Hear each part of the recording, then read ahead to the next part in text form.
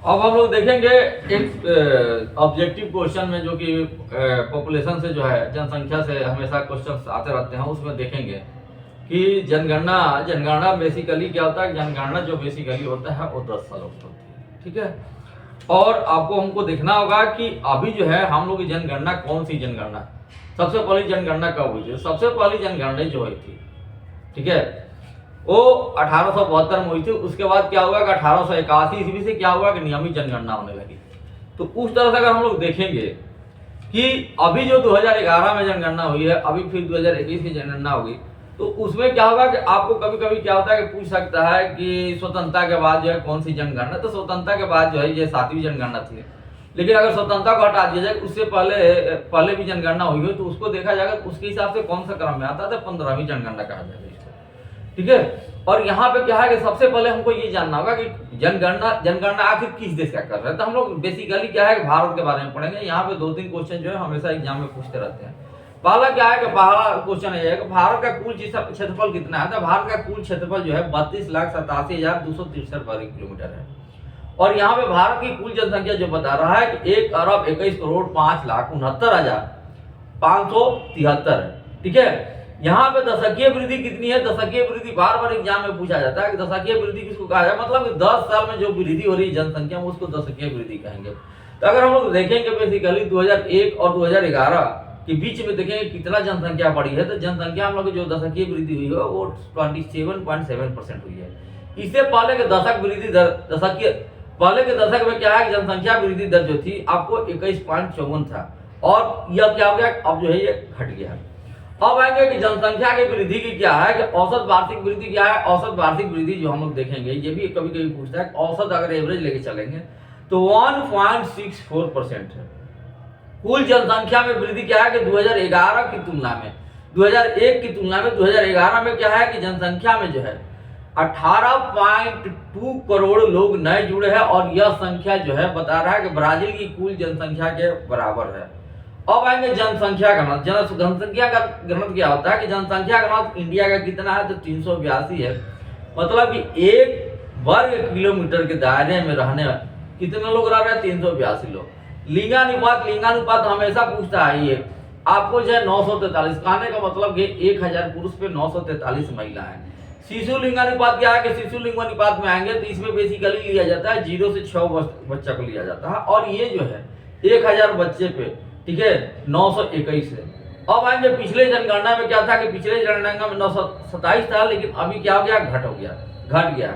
अब आएंगे हम लोग कुल साक्षरता। भारत की कुल टोटल कितनी साक्षरता है, तो 73% है।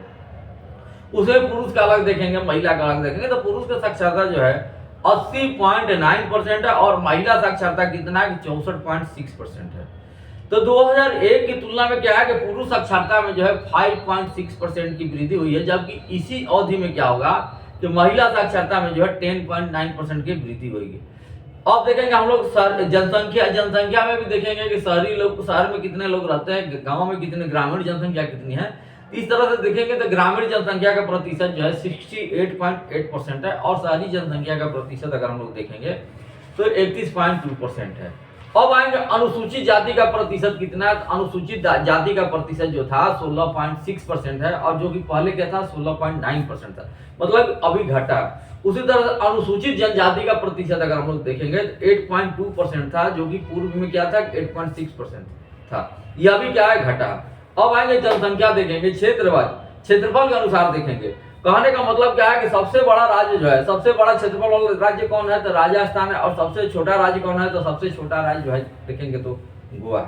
जनसंख्या के अनुसार अगर देखेंगे तो सबसे बड़ा राज्य जो है उत्तर प्रदेश है, और सबसे छोटा राज्य क्या है कि सिक्किम है, ठीक है। उसी तरह से हम लोग दशकीय वृद्धि देखेंगे, सबसे ज्यादा दशकीय वृद्धि कौन सा राज्य में हुआ, तो सबसे ज्यादा दशकीय वृद्धि जो है मेघालय राज्य में हुआ है। यहाँ पे क्या है कि 27.9% हुआ है। उसी तरह से सबसे कम दशकीय वृद्धि दर जो है वाला राज्य जो है आपको नागालैंड है, कितना है 0.6%। यदि केंद्र शासित प्रदेश की अगर हम लोग बात करते हैं, तो केंद्र शासित प्रदेश की बात की जाए तो सबसे ज्यादा जनसंख्या वृद्धि दर जो है दादरा नगर हवेली है, लेकिन सबसे कम दशकीय वृद्धि दर कहाँ की है, लक्षद्वीप है।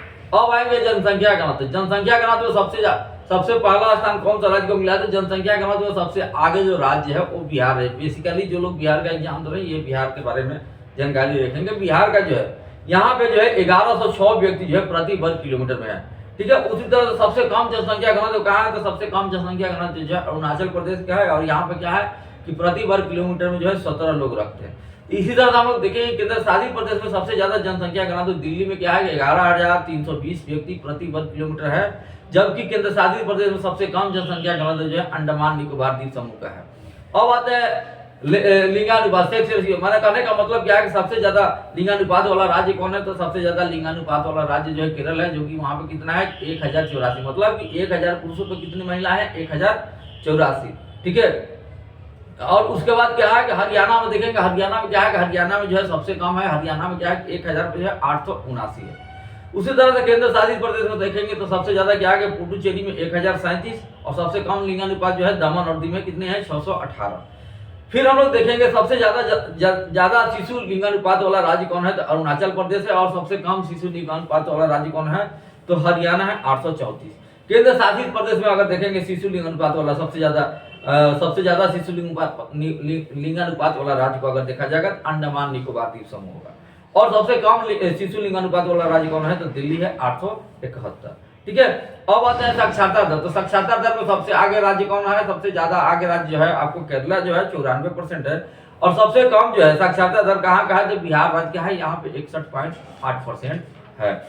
उसी तरह से हम लोग देखेंगे कि केंद्र शासित प्रदेश में क्या है कि केंद्र शासित प्रदेश में जो है लक्षद्वीप की जो है साक्षरता जो है, लक्षद्वीप की साक्षरता जो है 91.8% है। उसी तरह से क्या है कि दादर नगर हवेली की जो है आपको क्या है कि साक्षरता जो है केंद्र शासित प्रदेश में अगर देखा जाए तो सबसे कम है, और यहाँ पे क्या है कि 76.2% है। अब आएंगे पुरुष साक्षरता। पुरुष साक्षरता में क्या है केरल है, और सबसे आगे केरल राज्य है, और पुरुष साक्षरता में सबसे पिछड़ा राज्य कौन है, तो बिहार।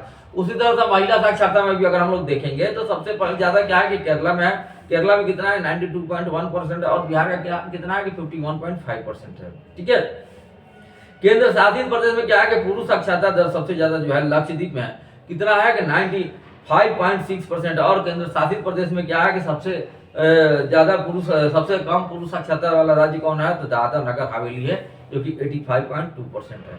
महिला साक्षरता में देखेंगे तो महिला साक्षरता में देखेंगे केंद्र शासित प्रदेश में क्या है कि लक्षद्वीप आगे है, और दादर नगर लक्षद्वीप की कितना है साक्षरता, तो 87.9%, और महिला में देखेंगे तो दादर नगर हवेली है। अब आएंगे हम लोग देखेंगे एसी अनुसूचित जाति माने संख्या के अनुसार सबसे ज्यादा अनुसूचित जाति कहाँ है, यूपी में है 4.14 करोड़ है। उसके बाद बिहार का स्थान आता है, उसके बाद पश्चिम बंगाल का स्थान आता है, फिर बिहार का। माने सबसे ज्यादा अनुसूचित जाति कहाँ है, सबसे पहले यूपी में, उसके बाद पश्चिम बंगाल, फिर बिहार। सबसे कम अनुसूचित जो है जाति कहाँ पे है, तो मिजोरम, मेघालय, गोवा। प्रतिशत के अनुसार आप देखेंगे कि अनुसूचित जाति कहाँ है, तो प्रतिशत के अनुसार अगर देखा जाए सबसे ज्यादा जो है पंजाब में 31.9% है, मतलब एसी अनुसूचित जाति है। उसी तरह से सेकंड स्थान में हिमाचल प्रदेश का है, उसके बाद पश्चिम बंगाल का। सबसे कम क्या है, तो सबसे कम जो है बता रहा है कि कुछ राज्य ऐसे हैं जहां पर क्या है कि कुछ ऐसी जनसंख्या नहीं है, नागालैंड और अरुणाचल प्रदेश में। ठीक है, और केंद्र शासित प्रदेश में क्या है कि लक्षद्वीप और अंडमान निकोबार द्वीप समूह जो है कोई ऐसी जनसंख्या नहीं है, और केंद्र शासित प्रदेश में क्या है एससी दिल्ली जो है 28.12 लाख है। ठीक है, प्रतिशत के अनुसार क्या है एससी देखेंगे तो ये कौन केंद्र शासित प्रदेश में, तो चंडीगढ़ जो है 18.9% है।